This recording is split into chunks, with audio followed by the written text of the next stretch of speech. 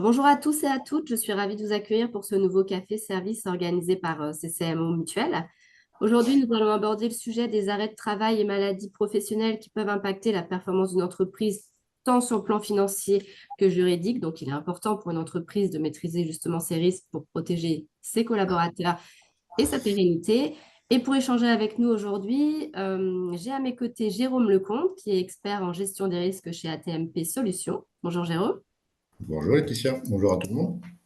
Et Nathalie Flamand, qui est conseillère commerciale pour les entreprises chez CCMO Mutuel. Bonjour Nathalie. Je ne sais pas si tu nous entends, Nathalie. Oui, tu as ton coupe. Voilà, tu as le Bonjour micro. Laetitia, bonjour Jérôme, bonjour à Bonjour tous. Nathalie. Alors, je vais très rapidement vous laisser la main pour démarrer justement ce webinaire. Juste, je tiens à remercier les personnes qui sont présentes à ce webinaire aujourd'hui. Et si vous avez des questions, n'hésitez pas à les poser directement via le chat ou alors vous pouvez les poser directement à Jérôme et Nathalie à la fin de ce webinaire qui pourront répondre à toutes vos interrogations, je l'espère. Jérôme, je vous laisse la parole. Merci Laetitia et merci à toutes et à tous de nous avoir rejoints et merci de nous donner l'occasion effectivement d'évoquer le sujet des accidents de travail et des maladies professionnelles. C'est un sujet qui est assez traditionnellement une zone grise dans les entreprises parce que d'abord c'est un sujet qui est pas voilà qui est pas réjouissant en tant que tel et puis c'est quelque chose qui fait appel à un grand nombre de sujets et de problématiques et donc parfois ou souvent les entreprises ont une vision qui est pas toujours très claire du sujet cotisation accident de travail maladie professionnelle. Donc pour recontextualiser le sujet, et si vous pouvez passer, s'il vous plaît, Laetitia, d'abord les enjeux en matière d'accident de travail ou de maladie professionnelle sur un sujet qui est purement économique ou financier. Dans le cas d'un seul événement, que ce soit d'un accident ou d'une maladie professionnelle, le risque financier peut équivaloir à 10% de la masse salariale. Si malheureusement on est dans le cadre Non, non, vas-y, je t'écoute. d'un sur-risque, le coût financier pour une entreprise peut atteindre 30% de sa masse salariale. Donc, ce sont des montants qui sont assez énormes, assez colossaux. En termes de durée, sur un événement, accident de travail ou maladie professionnelle, ça peut, entre guillemets, suivre ou être porté par l'entreprise Moi, pendant j'ai pas 7 eu ans. d'infos. Oui, sur l'aspect temporel, l'entreprise peut supporter les conséquences d'un accident de travail pendant 7 ans entre le moment de où il survient et puis la fin de son impact financier. Donc, ce sont des durées qui sont longues à supporter pour les entreprises. Hein. Et puis, en dernier lieu, il y a par ailleurs des enjeux qui sont d'ordre juridique, puisque la faute inexcusable de l'employeur est le corollaire ou la conséquence juridique de la problématique accident de travail ou maladie professionnelle.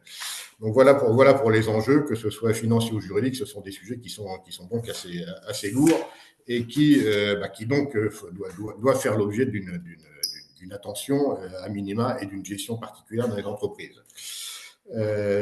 Go, s'il vous plaît, Laetitia, pour la suivante.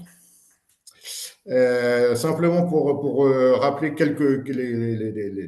les fondamentaux, alors très principaux, très essentiels du mécanisme des cotisations d'accident de travail.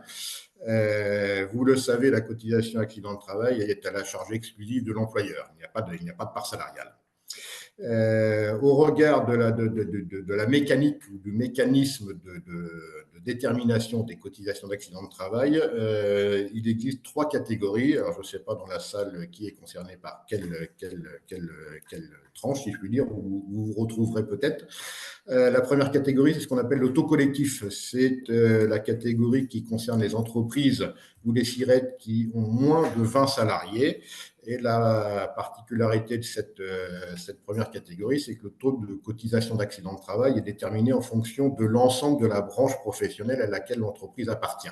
Donc, on ne fait pas cas particulier de ce qui survient dans l'entreprise, c'est totalement mutualisé. La deuxième catégorie, c'est ce qu'on appelle les taux mixtes, où là sont concernées les entreprises de 20 à 149 salariés. Je ne parle pas du régime spécial Alsace-Moselle, parce que c'est un petit peu différent. Mais pour les entreprises de 20 à 149 salariés, le taux mixte conduit à ce que le taux qui va être supporté par l'entreprise va être constitué pour partie de la sinistralité de sa branche professionnelle et pour partie de sa propre sinistralité. Et puis, pour finir, la troisième catégorie, c'est ce qu'on appelle le taux individuel ou le taux propre, peu importe le terme, qui concerne les entreprises ou les SIRET de plus de 149 salariés, où là, le taux de cotisation va être déterminé à la lecture exclusive des événements accidents de travail, maladies professionnelles qui surviennent dans l'établissement, dans l'entreprise. Donc, il n'y a pas du tout de prise en compte de ce qui se passe, entre guillemets, dans la branche professionnelle. Donc voilà les trois catégories auxquelles les entreprises peuvent être rattachées en termes de détermination de taux. Ça, c'était pour la prise en compte de la sinistralité, pardonnez-moi du terme. L'autre aspect, c'est que, alors pour les entreprises qui sont en taux mixte ou individuel, puisqu'en collectif, hein, on est mutualisé, pour les entreprises qui sont en taux mixte ou individuel, la caisse, la sécurité sociale, procède pour déterminer les impacts financiers à une valorisation des événements, des sinistres, des accidents, des maladies, en fonction d'un coût forfaitaire qui est fixé par les pouvoirs publics. Donc tous les ans, il y a un décret qui sort. Hein, si vous pouvez passer juste après, s'il vous plaît, Laetitia, et qui nous donne le coût forfaitaire, on appelle ça les CTN. Hein, vous voyez dans la première colonne, ce sont les branches professionnelles ou les activités professionnelles qui sont déterminées par le législateur et qui fixe pour chaque nature d'accident de travail ou de maladie professionnelle un coût forfaitaire qui va être imputé à l'entreprise. Alors, par simplicité et par confort, on va travailler sur la première ligne. Hein. Je ne sais pas si des entreprises de la métallurgie sont avec nous ce matin. Par exemple, un accident de travail ou une maladie professionnelle qui génère un arrêt de travail qui va être compris entre 91 jours et 150 jours. C'est la cinquième colonne. Le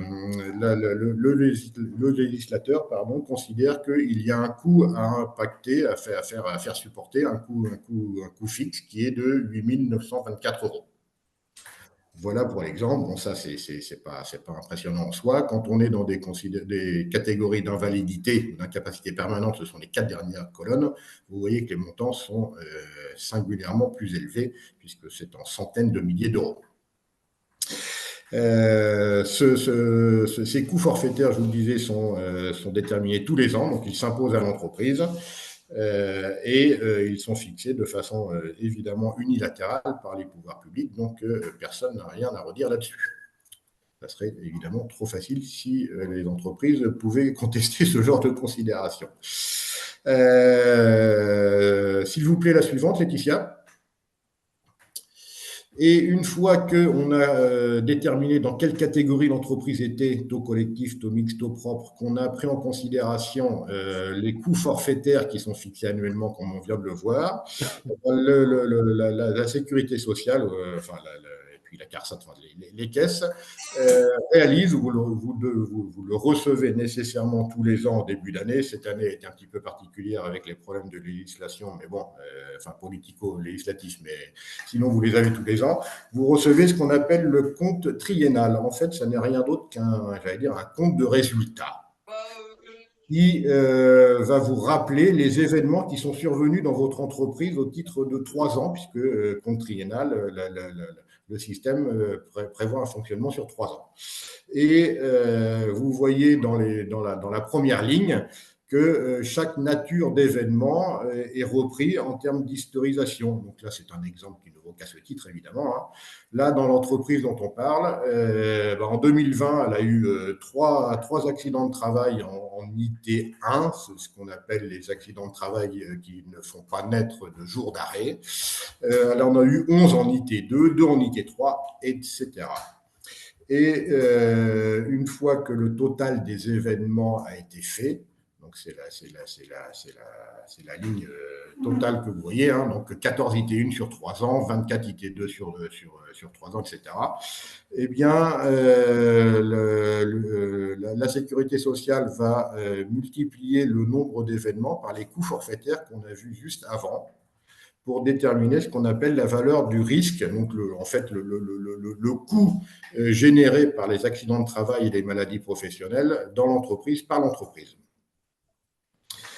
Et c'est ce que vous pouvez retrouver de façon globale dans le petit tableau qui est en bas et à gauche de la page. Vous voyez que pour chaque année, eh ben, la caisse fait le total, le cumul de la valeur du risque. Donc 28 000 pour l'année 2020, 358 382 pour l'année 2021, 335 312 pour l'année 22. Et c'est cette valeur de risque cumulée sur 3 ans qui, divisée par la masse salariale de votre entreprise sur la même période, va donner votre taux de cotisation d'accident de travail. Je suis allé un petit peu vite sur ce registre-là, mais c'est un petit peu volontaire.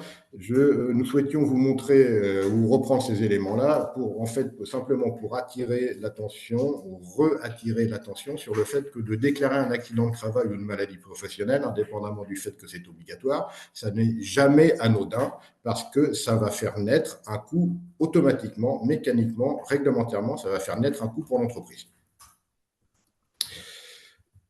Je ne vais pas rentrer plus dans le détail sur le compte triennal parce que ça pourrait enquiquiner tout le monde, sauf à ce que vous ayez des questions, mais peut-être qu'on pourrait les poser à un moment ou à un autre dans le cadre de la présentation.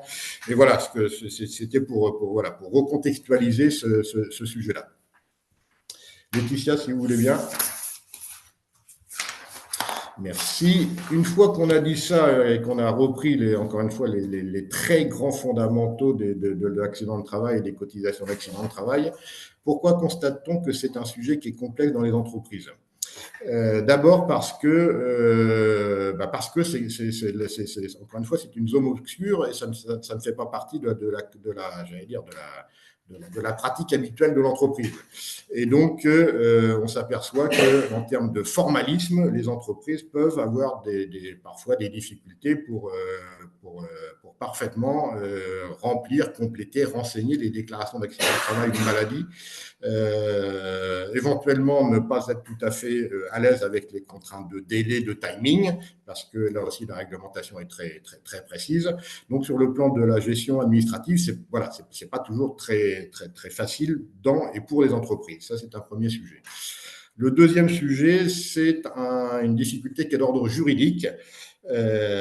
Puisque ce qu'on appelle le contentieux AT-MP, c'est une nature juridique qui est très particulière et sans faire offense à personne, il n'est pas très fréquent que l'entreprise dispose de ces compétences-là. Le troisième sujet, j'allais dire, alors on en a un petit peu parlé, outre le manque d'expertise, c'est évidemment, et c'est pas la moindre des problématiques, ce sont les enjeux financiers dont j'ai parlé tout à l'heure en amont, qui justifient largement que l'entreprise s'attache à avoir une maîtrise plus fine ou plus complète du sujet des cotisations d'accident. Donc voilà, ça c'est les sujets ou les problématiques qui sont isolés, par catégorie.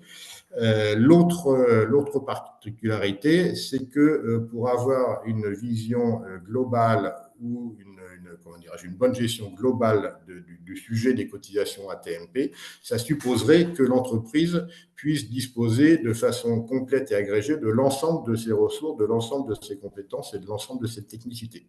Ce qui veut dire qu'il faudrait que l'entreprise puisse avoir une bonne vision, voire les bons outils pour gérer sur le plan administratif. Il faudrait que l'entreprise ait en interne des compétences juridiques, voire financières pour comprendre les calculs, etc., enfin les calculs de taux et combien ça va coûter. Sauf que, encore une fois, comme ça n'est pas le métier évidemment de l'entreprise, j'allais dire pas par nature, mais presque, on rencontre très rarement des structures qui disposent de l'ensemble de ces éléments. On peut passer, s'il vous plaît, Laetitia ? Une fois qu'on a dit ça, on a passé, on a vu les fondamentaux, les enjeux et puis les problématiques. Vous pourriez poser la question de dire, OK, mais qu'est-ce qu'on peut faire de tout ça, les déclarations d'accident de travail et les notifications de maladies professionnelles, soit sont obligatoires, soit on les subit. Vous savez que les déclarations d'accident de travail, pardon, l'entreprise a 48 heures pour les faire. Hein. Donc, de toute façon, ça s'impose à l'entreprise, ce qui est évidemment parfaitement vrai. Le fait que ça s'impose à l'entreprise ne signifie pas nécessairement que l'entreprise n'a pas de moyens pour agir ou pour réagir. Les notifications d'accident de travail, vous devez les faire. Ça ne suppose évidemment pas que vous deviez les valider sans avoir mot à dire ou sans avoir de réserve à porter. Mais ça suppose qu'il y ait une certaine maîtrise dans et par l'entreprise pour que le pilotage de ce sujet-là se fasse. Et pour ce faire, alors là, on a indiqué l'approche, c'est peut-être un peu présomptueux, mais une approche dont on sait qu'elle est vertueuse dans les entreprises peut consister à disposer ou à se voir proposer trois solutions, trois outils, trois sortes d'accompagnement qui vont avoir pour objet d'accompagner l'entreprise, d'abord pour simplifier, ensuite pour piloter, et puis en dernier lieu, éventuellement pour sécuriser. Le premier stade, et ça rejoint un point qu'on a vu préalablement, c'est d'abord de pouvoir dans l'entreprise gérer, j'allais dire, parfaitement les sujets de déclaration d'accident de travail et sur le plan interne, administratif et réglementaire, et également sur le plan juridique. Je l'ai dit rapidement tout à l'heure, le timing ou les contraintes de déclaration sont assez fortes en matière d'accident de travail. Hein. La déclaration, on l'a dit tout à l'heure, c'est 48 heures. Si l'entreprise doit déposer des réserves, c'est sous 10 jours. Et puis, je vais arrêter là dans les délais parce qu'il y en a plusieurs autres.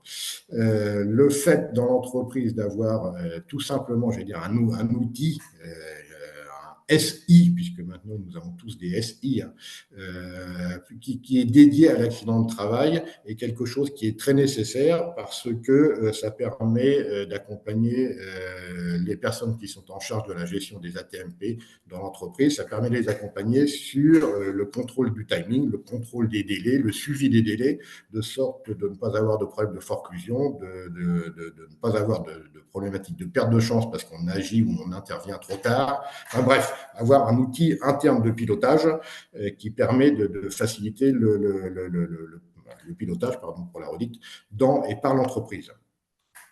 Le deuxième volet, c'est d'avoir, on l'a dit tout à l'heure, je l'ai dit tout à l'heure, sur le plan du juridisme, c'est une compétence particulière, donc il faut essayer de faire en sorte que l'entreprise, là aussi, facilement soit accompagnée par les bonnes compétences. Donc, pour faire en sorte que l'accompagnement sur le plan de la gestion interne soit le plus complet et le plus réactif possible. Donc ça, c'est pour la partie de gestion interne et de contrôle administratif et juridique. Le deuxième volet, c'est le contrôle ou le pilotage des coûts. Je vous l'ai présenté assez rapidement tout à l'heure, je m'en excuse, sur la méthode des calculs des coûts, mais c'est pas forcément très complexe, mais encore une fois, comme ça n'est pas la compétence première de l'entreprise, c'est souvent quelque chose d'assez difficile à maîtriser. Et quand je dis assez difficile, c'est pour ne pas dire quasiment impossible, parce que voilà, il y a quand même un petit peu de paramètres, de données, etc. Et pourtant, c'est essentiel. Je l'ai dit tout à l'heure, un sinistre, pardon du terme, un accident ou une maladie professionnelle peut avoir en termes de conséquences l'équivalent de 10% d'une masse salariale. C'est quelque chose, nous semble-t-il, que l'entreprise ne peut pas ne pas connaître et ne peut pas ne pas comment dirais-je, avoir en perspective quand on est sur des enjeux aussi lourds. Donc, il est vraiment fondamental que l'entreprise puisse avoir une vision sur ce que va lui coûter l'arrêt de travail de Jérôme, l'invalidité de Pierre et la maladie professionnelle d'Esther, parce que ce sont des postes de coût qui sont absolument majeurs. Et puis, le troisième sujet, je le dis pour être complet, entre guillemets, c'est l'externalisation du risque. Peut-être le savez-vous, les conséquences financières qui sont liées à l'augmentation du taux de cotisation d'accident de travail, ce risque financier peut être externalisé et porté par des compagnies d'assurance. Donc voilà les trois piliers de l'approche ou de la vision que l'entreprise peut ou doit avoir pour être plus à l'aise sur la maîtrise de ses cotisations. Si on peut, la suivante, s'il vous plaît, Laetitia. Merci. Une solution qui, je vais rentrer un petit peu plus, mais rapidement dans le détail des trois items qu'on vient d'aborder. S'agissant du sujet de la gestion interne, on s'aperçoit souvent, ou le plus souvent, pardon pour la formule, que dans les entreprises, les accidents de travail n'ont pas de système de gestion dédié. Donc, ils sont portés aussi bien que possible par les services administratifs, souvent les RH d'ailleurs. Mais voilà, le sujet ATMP ne bénéficie pas d'une démarche de pilotage et de gestion en interne. Encore une fois, ça peut être dommage et dommageable parce que ça peut nuire à la qualité du suivi et de la maîtrise par l'entreprise. L'intérêt d'avoir un système de gestion interne se décline sur quatre items selon notre point de vue. Le premier, c'est que d'abord l'entreprise, sur le plan des déclarations, du suivi des déclarations, évidemment est beaucoup plus à l'aise puisqu'il y a un système de pilotage. Le deuxième intérêt consiste à ce que l'entreprise puisse avoir une gestion centralisée du sujet. Ça prend une importance très particulière pour les entreprises qui sont multisites ou multisirètes parce que ça permet d'avoir un pilotage centralisé. L'autre intérêt, c'est que ça permet également de dédier des accompagnements juridiques à l'entreprise par l'intermédiaire, par le biais ou via le système de gestion interne. Et c'est absolument fondamental. Il y a une problématique qu'on rencontre très souvent sur le sujet strictement juridique, on parle de ça régulièrement avec les avocats, c'est que les entreprises, assez souvent, ont tendance à réagir trop tard. Soit parce qu'elles n'avaient pas pris conscience du problème, soit parce qu'elles sont alertées une fois que le sinistre est déjà ancien, soit, enfin, il y a tout un tas de raisons qui font que les avocats sont assez généralement sollicités, mais c'est trop tard. Donc l'entreprise est forclos, elle ne peut plus agir, il ne peut plus y avoir d'action qui se lance. Le fait de disposer d'un outil de pilotage permet notamment d'accéder ou de mettre en lien l'entreprise avec un avocat dès le moment de la déclaration. Et ça a deux vertus. La première, c'est que l'entreprise est accompagnée dès le début du process et de la procédure. Et la deuxième vertu, c'est que ça évite de faire naître ce qu'on appelle de la perte de chance. L'avocat étant sollicité dès le début de l'événement, de l'accident, de la maladie, on est sûr que s'il doit y avoir action ultérieurement, on sera dans les délais et que les choses seront faites, entre guillemets, dans les bonnes formes et dans le bon timing par les avocats qui auront été sollicités dès le début. Donc c'est vraiment essentiel. Et puis le dernier point, c'est qu'un outil de gestion interne peut aussi permettre de disposer dans l'entreprise d'une solution de contrôle médical sur les arrêts. On s'est aperçu que cet outil-là ou cette compétence, cette mission peut ne pas être très bien maîtrisé, connu, utilisé par les entreprises. Parfois, on a la surprise quand on parle de ça dans les entreprises d'avoir comme réponse ah oui, non, mais j'ai appelé le médecin conseil de la Sécu, mais il n'est pas intervenu, il ne veut pas intervenir. c'est normal, le contrôle des arrêts ne se fait pas, ça n'est pas dans la mission de la sécurité sociale. Le contrôle médical sur les arrêts de travail, c'est une disposition réglementaire qui est née de la loi de mensualisation. Donc, c'est un dispositif qui est très ancien, qui autorise les employeurs à contrôler la réalité des arrêts de travail. Encore faut-il avoir le réflexe, et deux, savoir quel professionnel, quel prestataire solliciter. Donc, le fait d'intégrer la mise à disposition de cette compétence de contrôle médical sur les arrêts a aussi du sens pour l'entreprise parce que, alors sans prétendre que c'est une solution miracle, hein, mais en tout cas, c'est un outil qui peut avoir du sens dans et pour l'entreprise pour agir ou pour envoyer des signaux sur ce que l'on appelle le petit risque ou le risque de fréquence.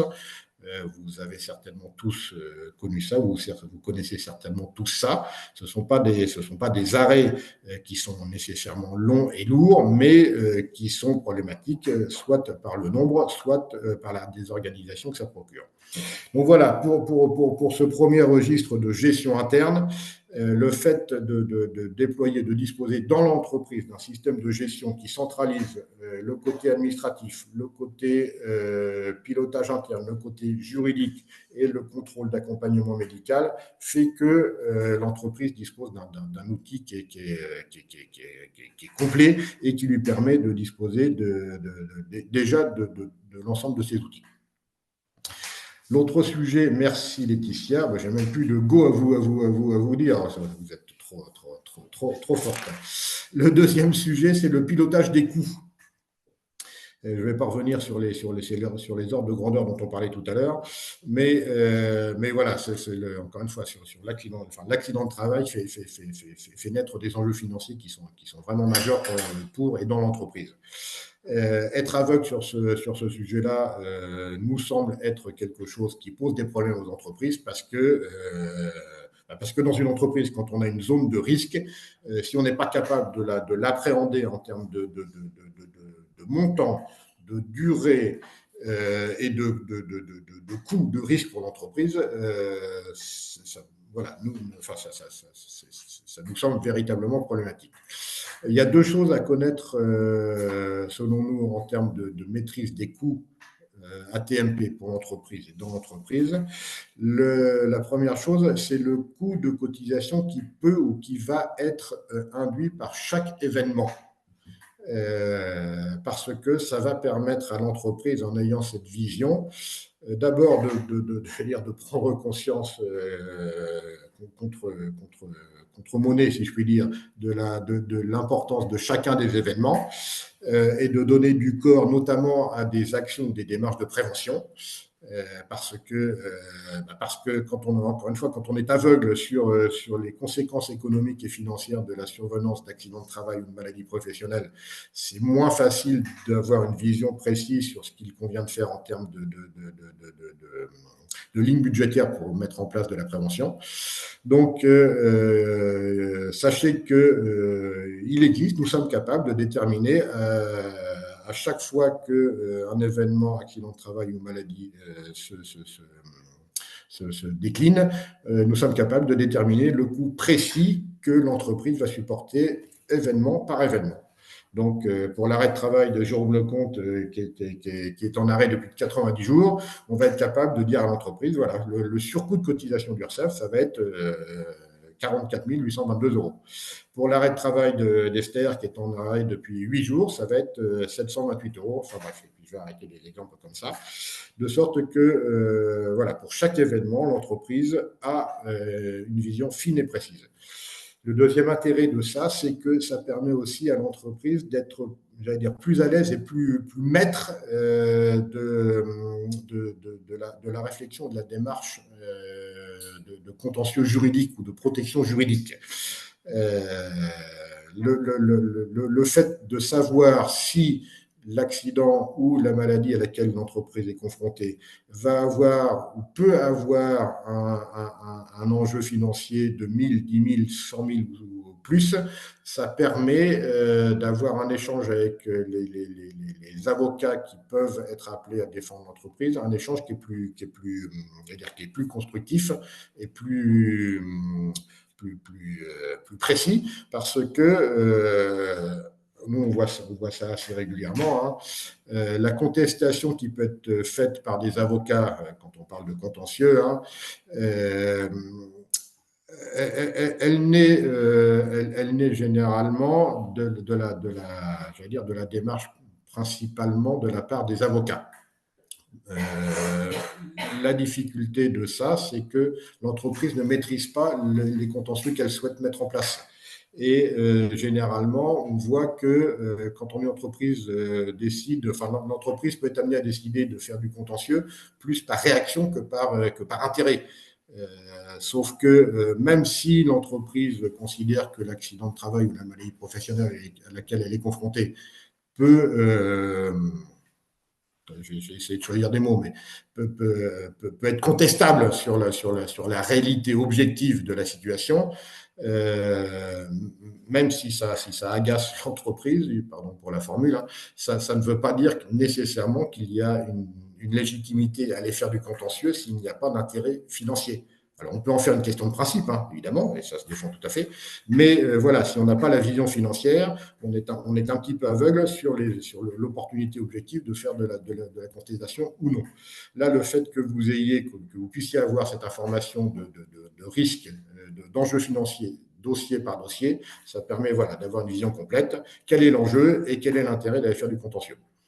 Donc ça, c'est sur le premier volet financier. Le deuxième volet financier, c'est évidemment le calcul des taux de cotisation, au sens global cette fois, les taux de cotisation patronale auxquels vous allez être confrontés.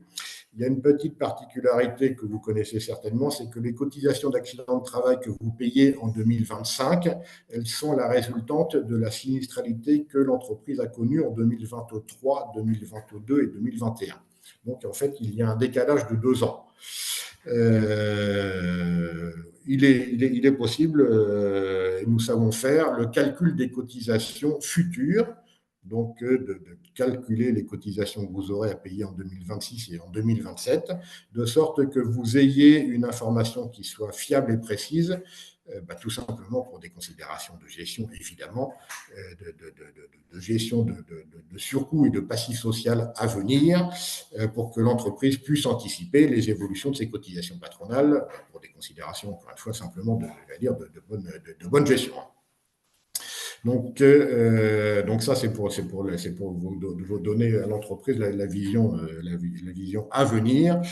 Ce sujet-là peut aussi avoir des intérêts pour des entreprises qui sont dans des séquences entre guillemets, de rapprochement, de rachat ou de cession, puisque, alors je ne sais pas si certains d'entre vous y ont été confrontés, mais comme il y a je le disais tout à l'heure, il y a un décalage entre la survenance d'un accident de travail ou une maladie professionnelle, entre la survenance et l'impact sur l'entreprise, ça peut poser des problématiques, notamment en termes de garantie de passif.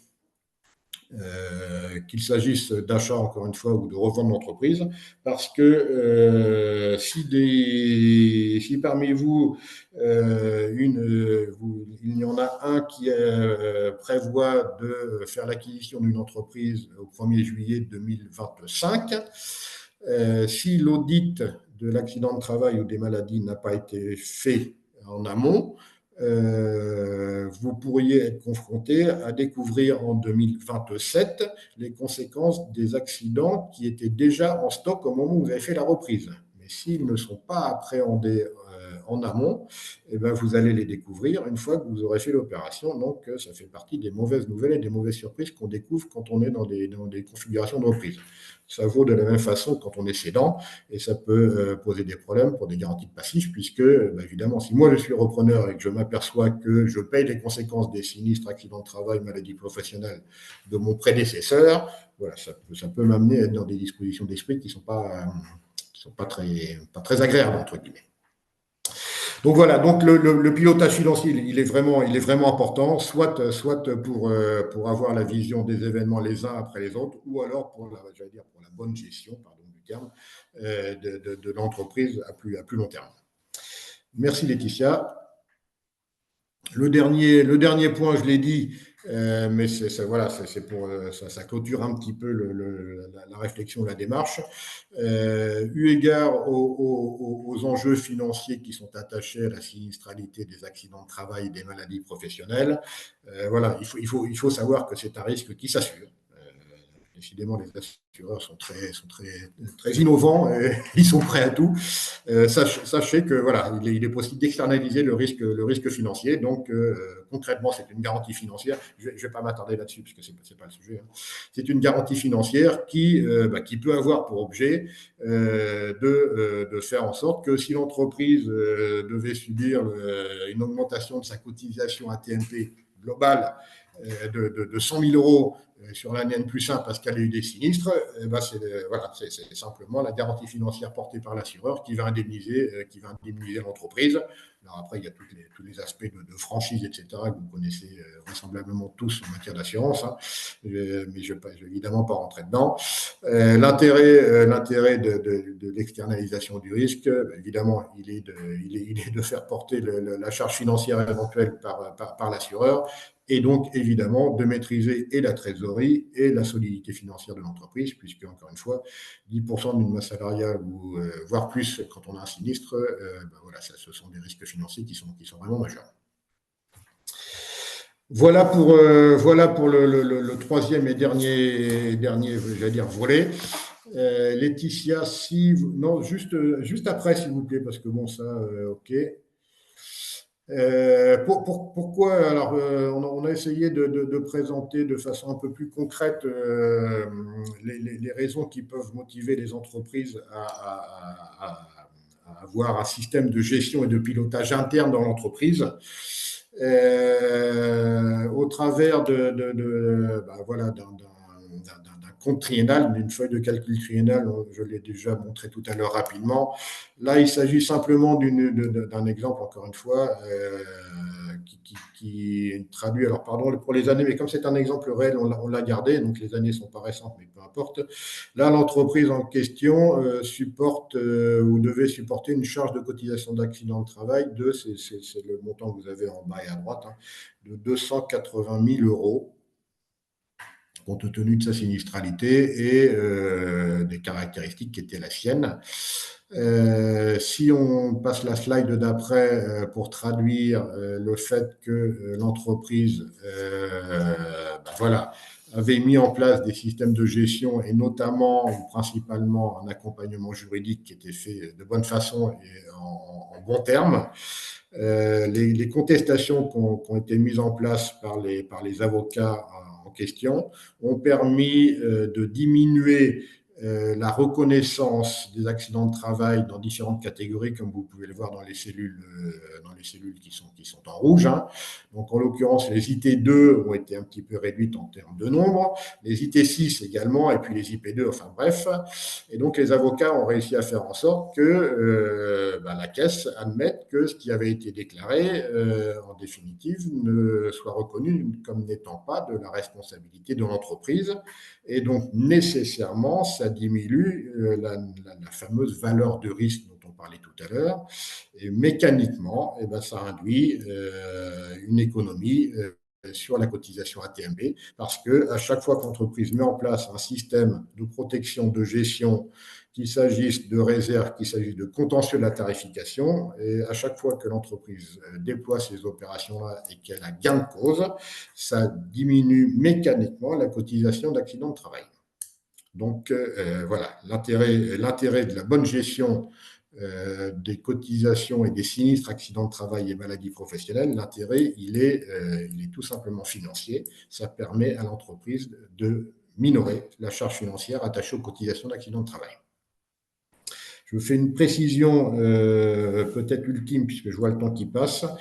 La particularité juridique du du contentieux de la tarification est la suivante, c'est que, je vais prendre un exemple pour être le plus simple possible. Imaginons que l'entreprise doive déclarer l'accident de travail de Jérôme Lecomte, qui, in fine, je fais court, hein, est reconnu est reconnu, entrer enfin, se voit reconnaître, pardon, une incapacité permanente de troisième catégorie, je prends un exemple, peu importe. À partir du moment où Jérôme Lecomte a été reconnu en incapacité permanente troisième catégorie, il va avoir droit aux prestations des régimes obligatoires attachés à l'événement, au sinistre ou à l'incapacité qui va être reconnue. Si l'entreprise décide de mettre en œuvre une démarche contentieuse pour contester le côté professionnel du sinistre, entre guillemets, qui est né ou qui a touché Jérôme Lecomte, si elle entame des contentieux et qu'elle gagne, ça ne remettra pas en cause les droits du salarié. Ce que je veux dire par là, c'est que le droit en matière de contentieux sur les cotisations d'accident de travail a cette particularité qu'il dissocie le traitement du collaborateur versus celui de l'entreprise. L'entreprise peut faire du contentieux, ça ne nuira pas aux droits qui ont été reconnus aux collaborateurs.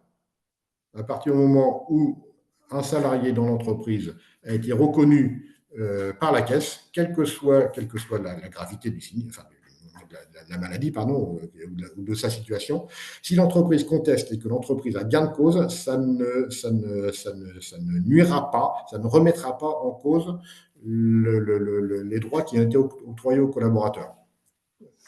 Conclusion de ça, c'est que les entreprises ne doivent pas avoir, entre guillemets, de frein ou d'état d'âme à entamer des démarches pour contester les événements accidents de travail ou maladies professionnelles, parce que ça ne se fait pas à l'encontre du collaborateur, ça ne se fera pas à l'encontre des droits qui lui ont été reconnus. Donc voilà, il faut bien en avoir conscience.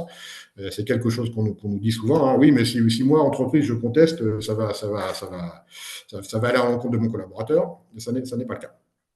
Donc voilà, c'était pour conclure sur le sujet du juridisme spécifique de la TMP. Il est 45, Laetitia, vous m'aviez dit 45. C'est parfait, pile dans le timing. Merci Jérôme, merci Nathalie d'avoir participé à ce webinaire.